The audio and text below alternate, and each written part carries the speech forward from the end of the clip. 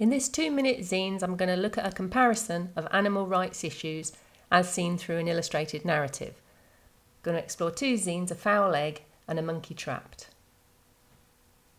A foul egg is a narrative about battery farm chickens by Rebecca Lego Trans.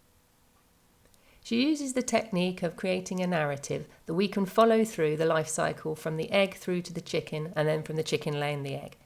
We follow the journey, and it's a third-person narrative that leads us through the story and makes us identify with the character of the chickens. The illustrations are drawn in pen and ink, and an added textural layer to replicate a photocopier is added digitally.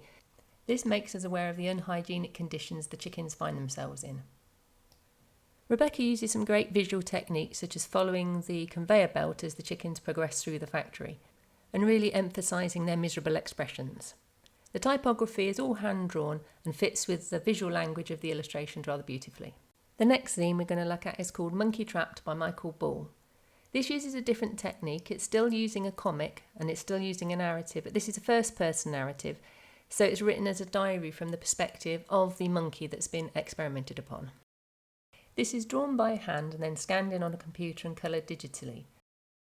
The narrative is about a monkey that wakes up in a laboratory after having been experimented upon. Its arms have been removed and replaced with octopus tentacles. The monkey manages to escape but finds it no longer has a place within the world. The colour palette is very limited, with the laboratory being mainly blacks, whites and greys, and when the monkey escapes we get the green of the forest and the brown of the monkey. There's a melancholy ending when the monkey finds what it thinks is its mother, and of course this is just the glove puppet that the scientists have been using while the monkey was in the laboratory. These 2 pen and ink zines both give us an insight into animal welfare issues using different narrative techniques.